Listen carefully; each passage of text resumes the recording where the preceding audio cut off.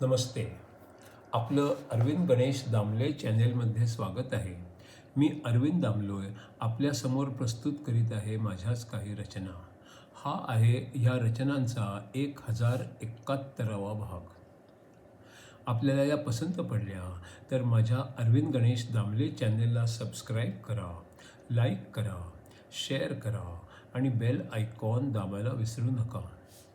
तर माझी पहिली रचना आहे ती अशी: बहुत पैसे आ जाते हैं तो उन पैसों की चाह रखने वाले लोग भी आसपास जमा हो जाते हैं. दुसरी जी रचना आहे ती ब्रह्मसूत्रातील या 53व्या भागात साधनेबद्दल सांगितलेलं आहे.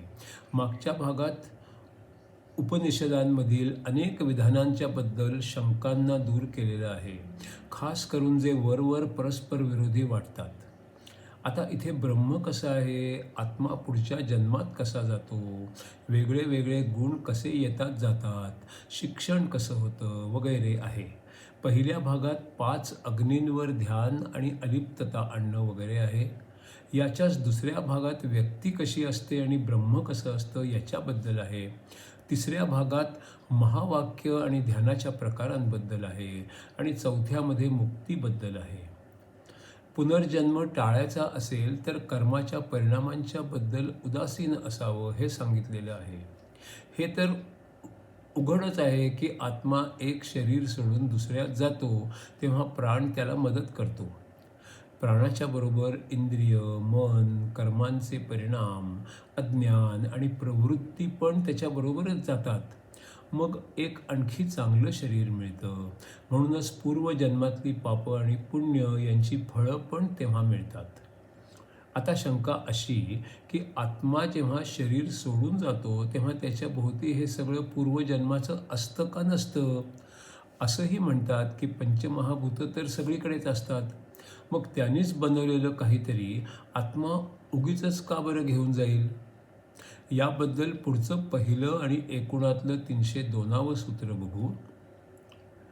पुढचं शरीर मिळवण्यासाठी भोवती अनेक गोष्टी घेऊन आत्मा जातो. त्या गोष्टी पुढच्या शरीराचं बीज असतं. श्रद्धा असते, चंद्र असतो, पाऊस असतो, अन्न असतं, पुरुष बीज असतं. हे 5 अग्नींच्या मध्ये अर्पण केले जातात. ते अग्नी असे आहेत: स्वर्ग, वरुण, पृथ्वी, पुरुष आणि स्त्री. नंतर पाणी अर्पण केलं जातं. त्यामध्ये आत्मा जातो. यावर शंका अशी की आत्मा दुसरं शरीर मिळाल्याशिवाय पहिलं शरीर सोडतच नाही, पण खरं म्हणजे पूर्वीची कर्मच नवीन शरीरं ठरवतात. पण प्रश्न असा आहे की मग त्या आत्म्याबरोबर पूर्वजन्माचे अनेक गुण कसे काय नवीन शरीरात जातील, जर फक्त पाणीच भोवती असेल तर? याचं उत्तर पुढच्या दुसऱ्या आणि एकूणातल्या 303व्या सूत्रात बघू. पण आत्मा हा काही फक्त गुंडाळल्यासारखा नसतो. त्यात अग्नी आणि पृथ्वी पण असते. काही लोक म्हणतात की आत्म्याच्या भोवती 3 गोष्टी असतात: यकृताचा रस, फुफ्फुसाचा रस आणि हवा. फक्त पाणी सगळ्यात जास्ती प्रमाणात असतं. शरीराच्या अवयवांमध्ये घट्ट म्हणजे पृथ्वीजन्य पदार्थ जास्ती प्रमाणात असतात. आता पुढचं तिसरं आणि एकूणातलं 304वं सूत्र बघू. जेव्हा आत्मा जातो तेव्हा त्याच्याबरोबर ऊर्जा पण जाते. त्याच्याबरोबर असं म्हणतात की शरीरातले अवयव पण जातात. इतर लोक म्हणतात की अवयव काही जात नाहीत. आता पुढचं चौथं आणि एकूणातलं 305वं सूत्र बघू. उपनिषदांच्या मध्ये म्हटलं आहे की अवयव आत्म्याबरोबर पुढच्या जन्मात जात नाहीत, पण ते त्यांच्या मुळाकडे म्हणजे अग्नी वगैरे जिथून ते बनलेले आहेत तिथे जातात. केस हे छोट्या वनस्पतींकडे जातात. डोके हे मोठ्या झाडांकडे जाते. नवीन शरीरात नवीन अवयव असतात म्हणून नवीन अनुभव पण मिळतात. आता पुढचं 5वं आणि एकूणातलं 306वं सूत्र बघूया.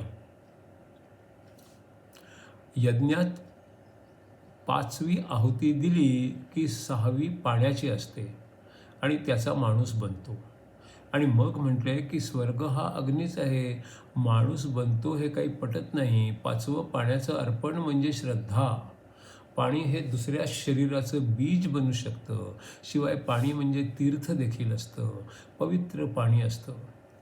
आता पुढचं 6वं आणि एकूणातलं 307वं सूत्र बघू. जाणाऱ्या आत्म्याच्या भोवती पाणी नसतं असं म्हटलं तरी ते पटत नाही आणि असतं हे काही सिद्ध होत नाही. अनपढ लोक ही दानधर्म करतात आणि अग्नीला नमन करतात आणि तेही धूर जातो त्याच बाजूला जातात.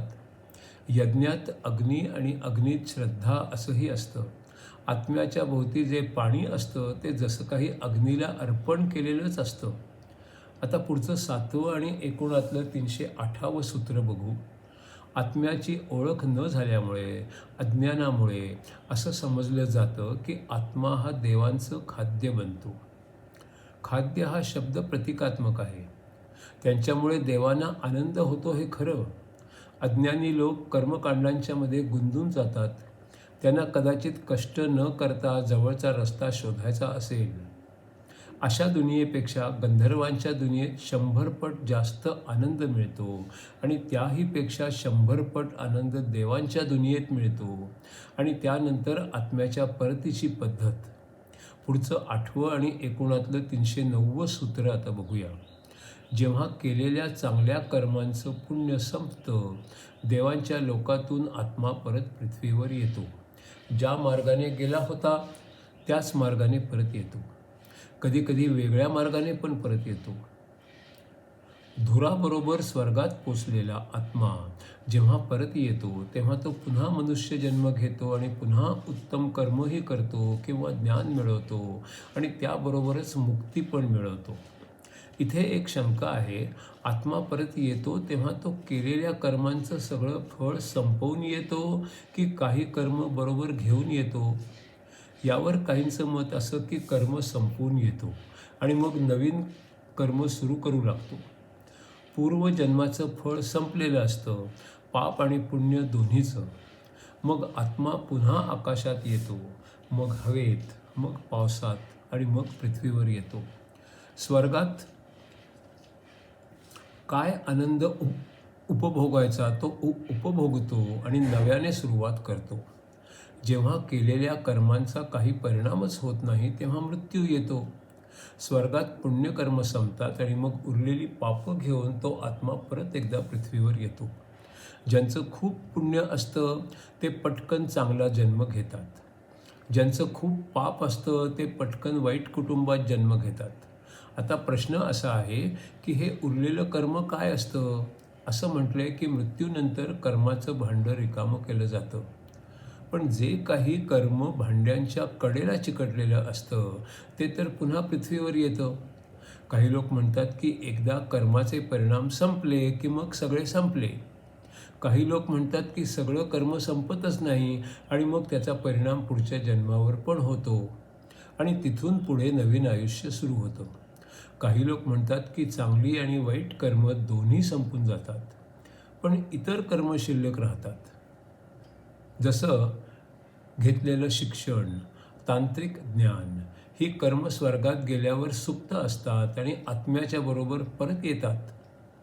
जी शक्तिमान कर्म असतात त्यांचे परिणाम लगेच दिसतात आणि इतर कर्म सुप्त अवस्थेत असतात. त्यांचा परिणाम दिसतो पण लगेच नाही. स्वर्ग किंवा नरकात नवीन कर्म घडत नाही, ते फक्त साठलेलं असतं ते तिथे संपतं.